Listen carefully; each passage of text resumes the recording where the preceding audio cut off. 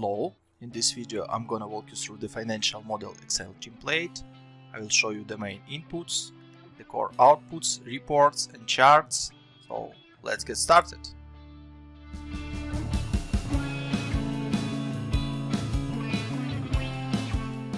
On the dashboard you are able to input core inputs, see the core financials and core charts related to the model. Let me show you how assumptions works, and I'll walk you through each one. First assumption is, will the center provide food? You can select yes or no. In case if you will select no, the price would not work, but let's say it's yes, and the daily price per child can be $3 for example. Will the center provide nappies? It can be again yes or no. Let's say yes, and the cost will be $2. Will the center provide a bus? Yes, and price per child can be $2 for example.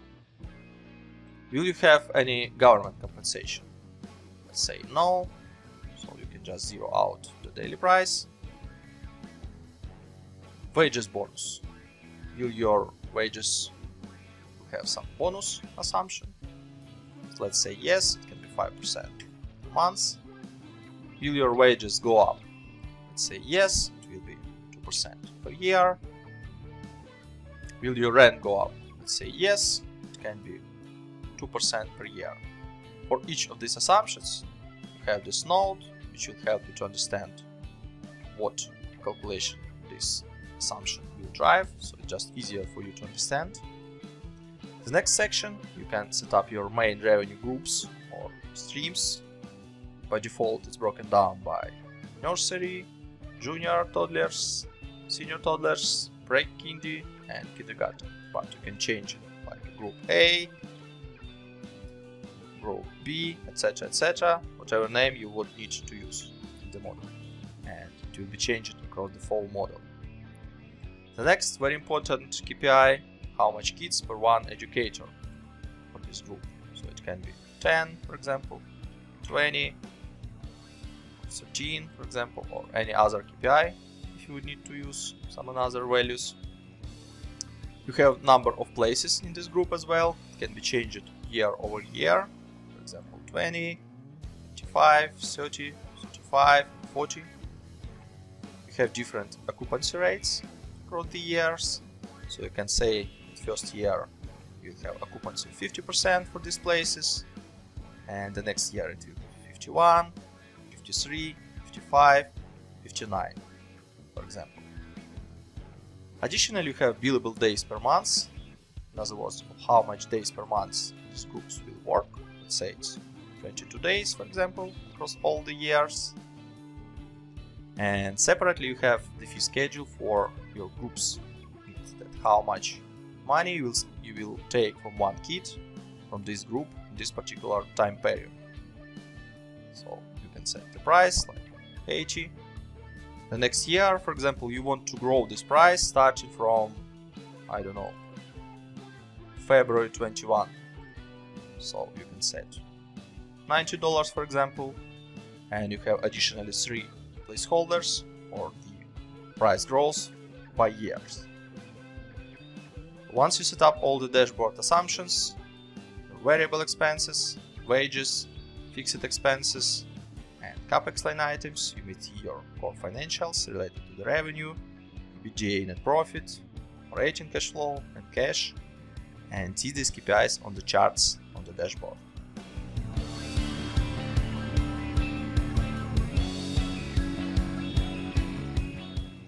On the income statement tab, you may see the main profit and loss line items related to your business. You can see total revenue broken down by main 5 groups or categories of revenue. You can see total variable expenses, total salaries and wages, total fixed expenses. Each one also has the breakdown by categories, which you may open and review.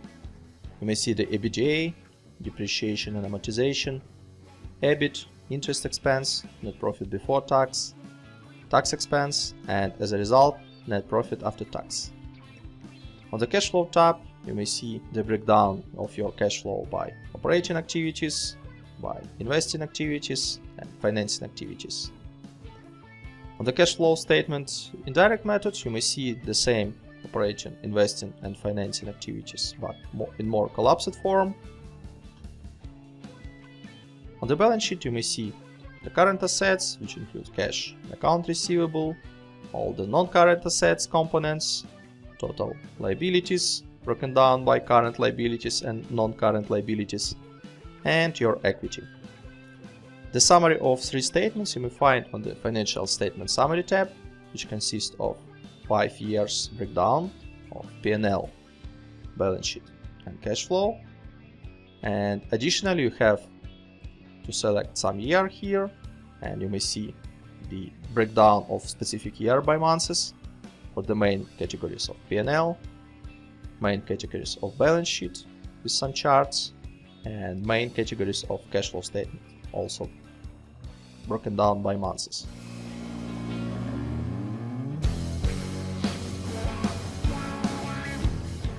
On the Financial Charts tab, you may see 2 sets of charts, which is 24 months by month and 5 years by month. On the first set of charts, you may see the EBIT amount. On the next set of charts, you may see the EBITDA and the revenue by months for 2 years and 5 years. The next set of charts will show you the cash flow, which is broken down by operating activities, investing activities and financing activities. And on the last set of charts, you can see the cash balance, also broken down by months for 2 years and for the 5 years. On the KPI charts, you may see the main industry benchmarks with comparison to your model outputs. On the first top chart, you may see the educators and total staff to compare if it grows proportionally. Additionally, you may see the occupancy chart and all the charts related to benchmark indices such as wages as a percentage of revenue, rent per licensed place per month, average forecast occupancy, occupancy rate and potential revenue, occupancy rate and booked place per month, booked places makes up to 1% occupancy, average labor hour cost, labor hours per actual booked places, rent as a percentage of revenue, and profit as a percentage of revenue. For yellow cells, you are able to change the benchmark which works for your industry or region or country. For example, wages as a percentage of revenue in your country 55% as a benchmark. So you may see on this chart it shows you industry wages and wages as a percentage of revenue for a particular model. You may see this comparison and you can compare how your business works in comparison to industry specific KPI. In terms of gray values, just values you can review on the chart here, so you're not able to compare it with industry specific KPIs. And you may note that you have as a blue value values calculated by the model, and as an orange value you have industry specific KPIs.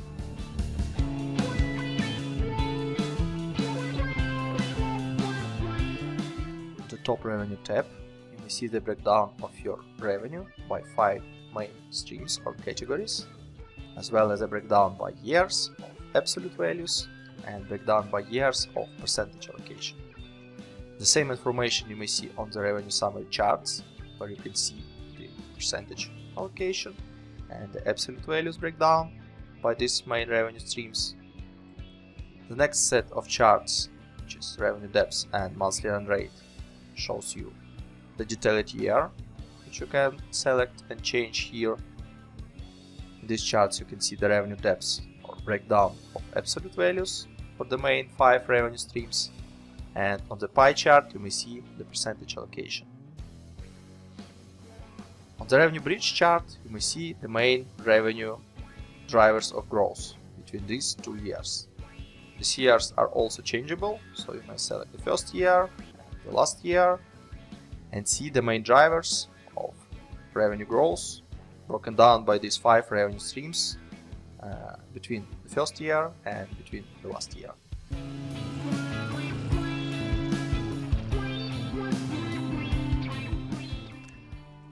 On the top expenses tab, you may find the breakdown of top 4 expenses categories and all other expenses collapsed into other category.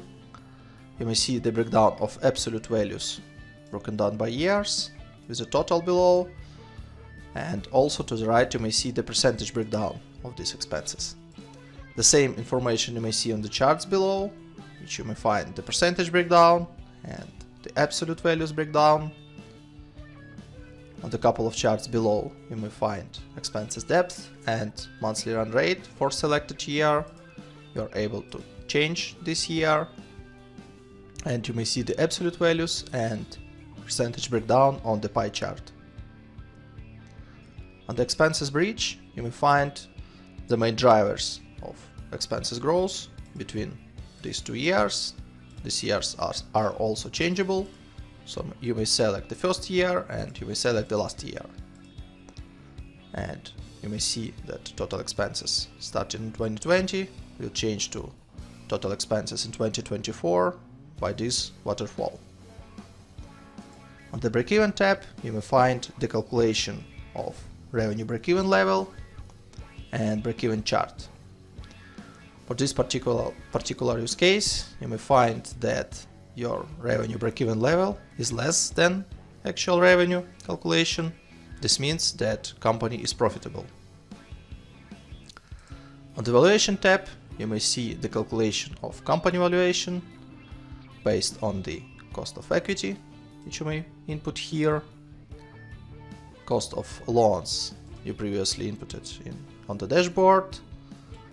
Calculation of resource share you may see here. There is also tax rate, and here you may find the weighted average cost of capital. In the valuation model there is 2 valuation methods, which is EBITDA multiple and revenue multiple. You may select one of them, and below you may input multiple of methods.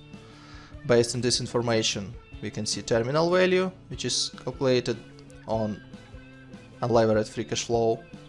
You may see the present value of unlevered free cash flow, NPV, and multiplicator evaluation for this particular company.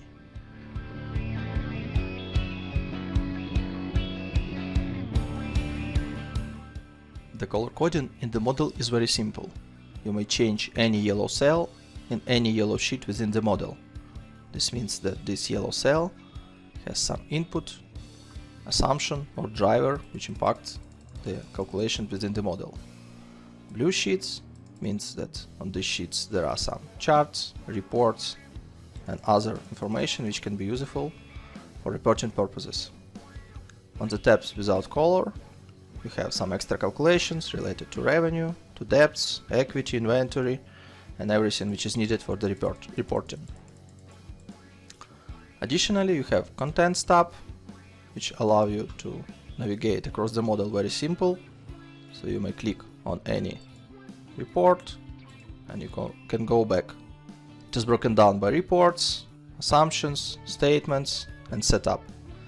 There is short explanation about what each tab does, but if you want to know more you can go to How To and to see more detailed explanation of what each tab does and what inputs you may find on this sheet and what kind of outputs you may find on this sheet as well. Any header of this section is also clickable, so you may click on, for example, Book Assets and you go directly to this tab.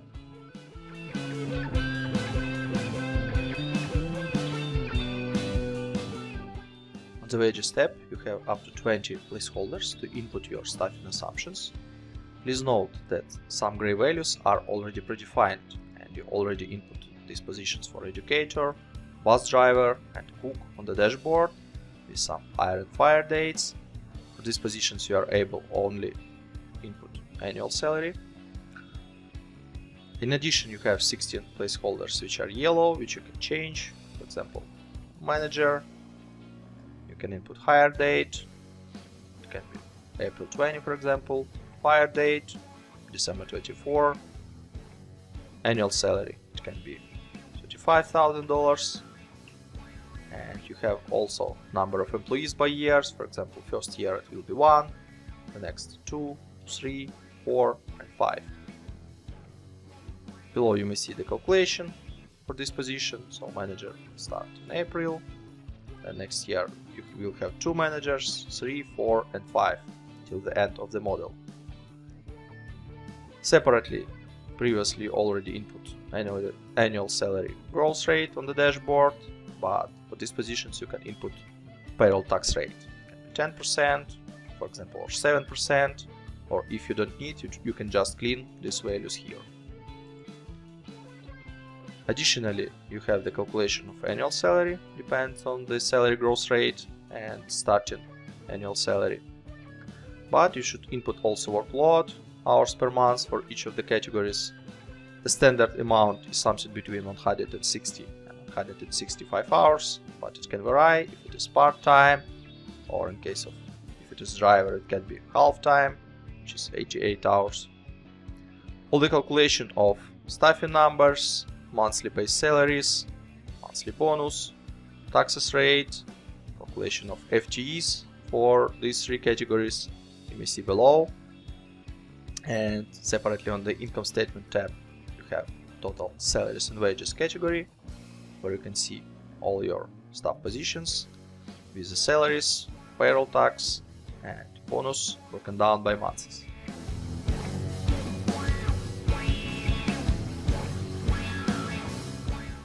On the fixed expenses tab you have 15 line items or categories where you can set up your fixed expenses breakdown. Please note that you should change only yellow cells.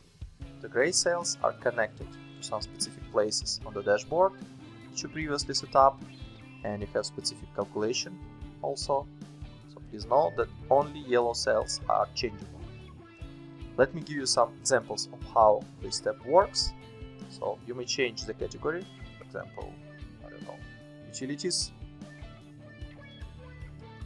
You can set the launch date, for example, February 20. You can see that it starts on February 20. You can set the last date, which can be October 23, for example. You may double check that the final date for this utilities category will be October 23. Additionally, you have ability to change the periodicity or the basis of calculation, as well as spending. So the spending you may change. Very easy. Just put some amount. In terms of periodicity, you're able to set up different periodicities. If you will select one time, you'll see just one payment, February 20. Obviously, you don't need end date in this case. It will be daily. It will calculate based on count of days in this period. For example, in February 20, you have 29 days, and you have 29 thousandths. In March, you have 31 days. 31 thousandths, etc. etc. If you will select weekly, it will show you 4 payments each month. So 4 multiplied by 1000 is 4000. If you will select bi-weekly, you will have 2 payments per month, which is 2000. If you will select monthly, it will be 1000. In quarterly, you will have 1000 each quarter, starting from February. If you will select semi-annually, you will have 1000 each half a year. And the last option is yearly, you will have 1000 once per year. Separately, you are able to set up some growth rates. So in this example, for example, I will set up 3%. This means that in 1 year, you will have $1,030 instead of $1,000. The same works for all the bases. So if I will select monthly, you have $1,030 starting from January 21. You can change also different growth rates across the years, like 4%, 6%, 2%, and you will see that all your calculation will change accordingly. Separately, you can set up also rent, which is predefined cell, but the amount is also changeable, and growth rates for the rent is also connected to the dashboard. That's why you should not change these gray cells. Once you set up all the fixed expenses, you may see them in income statement, in total fixed expenses section, where you may see the breakdown by categories and by months as well.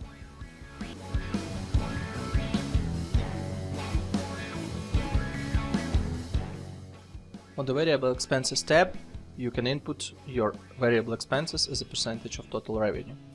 Let me show you how it works. For example, bank fees. And your bank fees is 2.5% of your revenue. So in the same way as your revenue grows over time, you may see that bank fees will grow as a percentage of this total revenue. The same way you can input other variable expenses, like for example 5%, direct labor, like 15% of total revenue, and below you may see the calculation of these variable expenses by months. So these expenses will be connected to the income statement tab, section variable expenses, and you may see these line items by months and broken down by expenses types.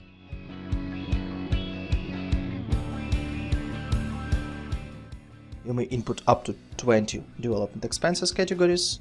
Let me give you a couple of real examples. For example, this will be kitchen and other development expenses. You can input purchase date for each category, for example, February and March. You can input spending, $50,000, $10,000, for example. You can also use payment delay feature, which means that if you will select for the kitchen 2 months, you will pay in April for the kitchen, and for example 3 months for other development expenses, which means that you will pay for it in June 20. The total amount of development expenses connected to the assets tab. You may see it here. By default, the useful time for development CAPEX is 5 years, so you may see the calculation of depreciation and closing net book value.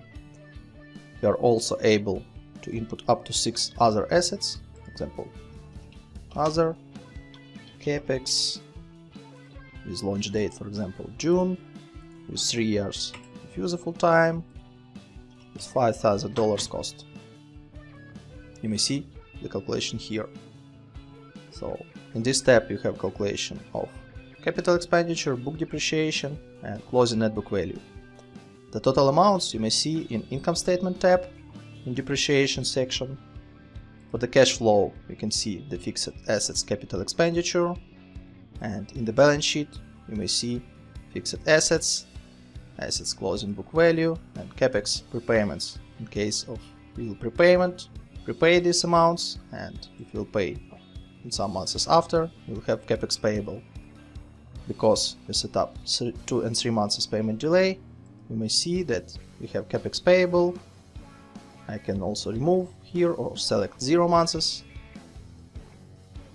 In this case, CAPEX payable will be 0, but we'll have just fixed assets amounts broken down by months.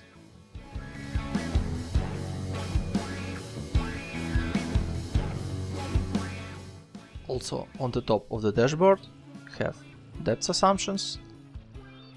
Let me show you how it works. So for each debt you are able to select the debt type. There are 2 debt types in the model, which is annuity and usual. Annuity means that each monthly payment, which consists your debt repayment plus interest expenses, will be equal each month. In case if you will select usual, your main debt repayments will be equal parts, and interest will be just interest on the debt's closing balance. Let me give you an example how it works. So you may input an amount of the debt, the launch date, term will be 60 months, and interest can be 5%. You may also input the grant, which is just simple amount, which is paid in some specific months, and that's it. No repayments, no terms in terms of interest. So all the calculations of the debts you may see on the capital tab. Calculations for the debt number 1, debt number 2, debt number 3, total debts with grants. These calculations impacts income statement, interest expenses, the cash flow, interest paid, debt drawdowns, debt repayments, and on the balance sheet we have the debt closing balance.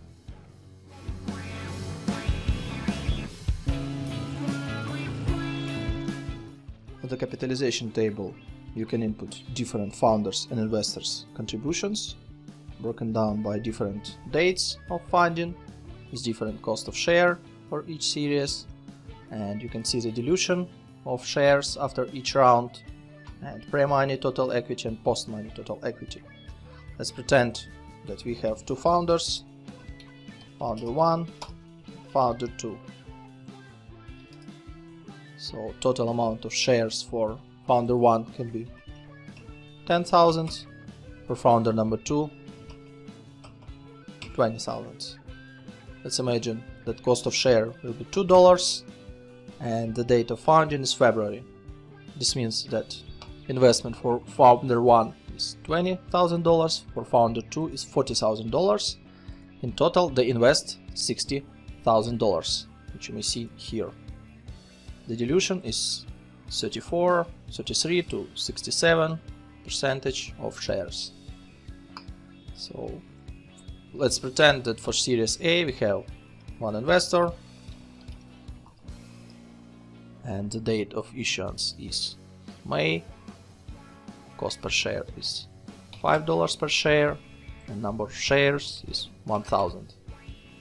So total amount of investment will be $5,000. You may see that before the Series A total equity was $60,000, after $65,000, and investor 1 will have 3.23% of shares, and the shares of founder 1 and founder 2 also diluted, 32.26 and 46.52%. You can also input some amounts for Series B and Series C. The same way you can set up the date, cost of share, and up to 5 investors is up to 5 placeholders for number of shares. The amounts of funding you may see in the cash flow, in the ordinary equity risings, and you may see the balance sheet, which shows you the total equity by months.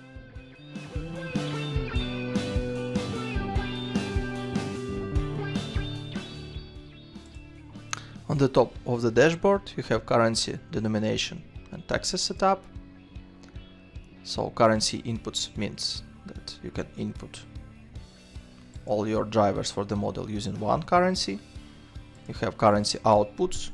It can be the same as currency inputs and it can be different from currency inputs. So let me give an example. When you input in United States dollars, you have euro as an outputs, and for this case you can set up currency exchange rate. This is 1.2 for example. In this case you will have in the model all your inputs in United States dollars, all your outputs in euros, and there will be conversion rate between currency inputs and currency outputs. Additionally, you have denomination, which means that you can denominate all your outputs on the reports.